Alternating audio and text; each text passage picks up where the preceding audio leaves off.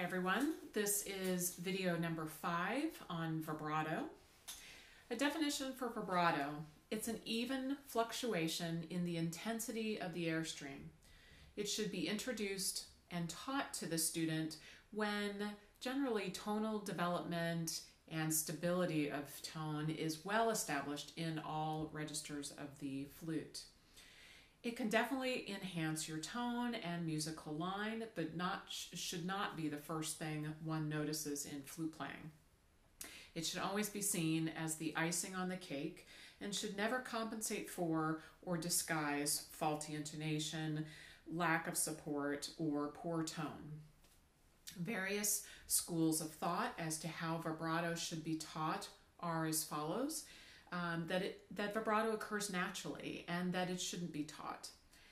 That it could be taught and carefully monitored, actually. Or there's a philosophy of both schools of thought.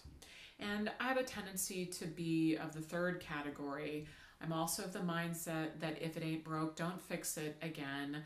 I love when a student just has a naturally occurring vibrato, and again, as long as it doesn't distract or draw too much attention to, the speed or the intensity, it really, enhances musical line, singing tone, then I love to hear it and approach it from a natural point of view. But when teaching it, and particularly for curious young students who may be influenced by, a junior or a senior in high school, and inquisitive minds want to know what is that wobbling in their tone, and you talk to them about vibrato, and of course they want to know how. So the two approaches to teach vibrato generally come from belly pulses and or throat pulses. Belly pulses tend to produce a vibrato that is wider and slower, and therefore sometimes a little less distinct. Throat pulses tend to produce a vibrato speed that is narrower, faster, sometimes too fast, what we deem the nanny-goat vibrato approach.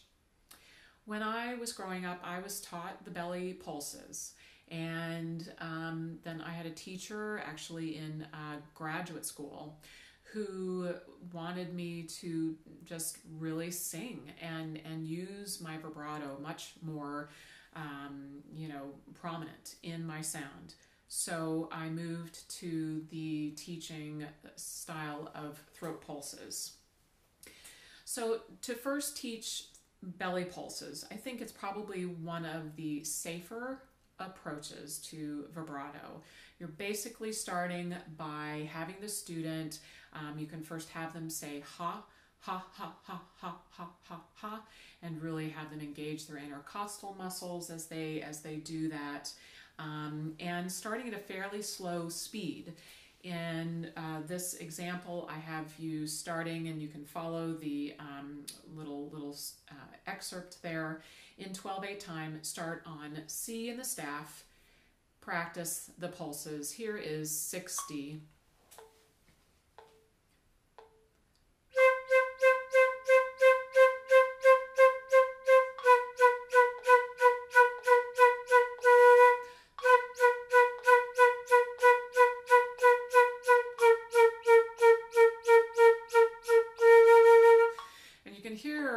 At this point, the tempo is so slow that it sounds choppy, but it's really important for the student to get that idea about really,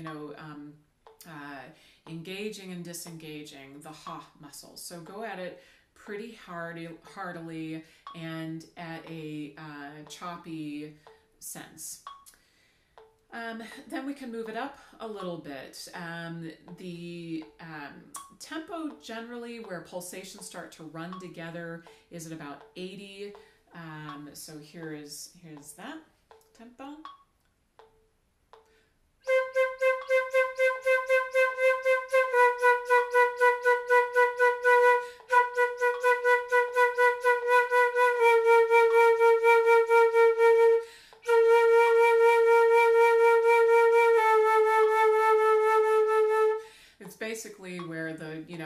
belly muscles, you kind of noticed how I kept it choppy and then sort of let it go a little bit more relaxed, and it became more connected.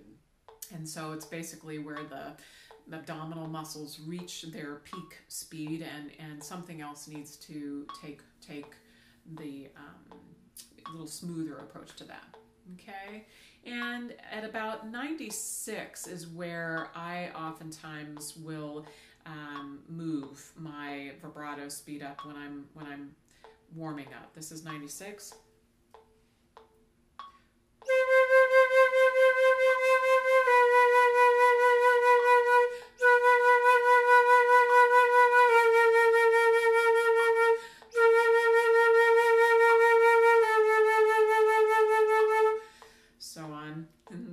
It may sound, quite vibrant and quite active, but usually between 80 and 96 for a warm-up approach is good. And the same approach rhythmically, first starting with choppy eighth notes and then moving to a more legato approach, can be done when you consider teaching the throat vibrato. The throat vibrato, just a word of caution with it. It can, if a student already has throat tension or upper body tension, the opening and closing of the vocal folds here can, induce a little bit of tension at first. So, you just have to be careful to make sure that the student is not in any kind of pain. And when moving to a more legato approach with the vibrato here, that there is a freedom, that there is a relaxed quavering about it. At first we're going to do, and this I'm kind of like visualizing the vocal folds. At first they are pretty active, just like the abdominal muscles are, and then eventually they soften and they lightly touch and quaver to make the throat vibrato. Here is, I'll just do it and sort of gradually without the metronome, but saying the coughing, coughing,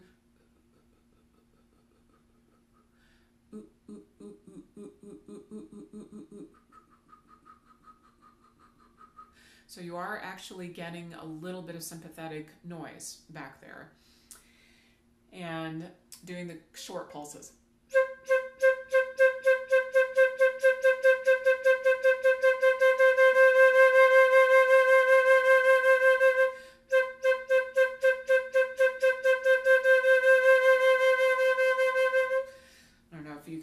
Hear that on the video or not, but I just also felt myself kind of just with the throat vibrato, you might see a little bit of sympathetic motion going on here, kind of a little bit of a warbling.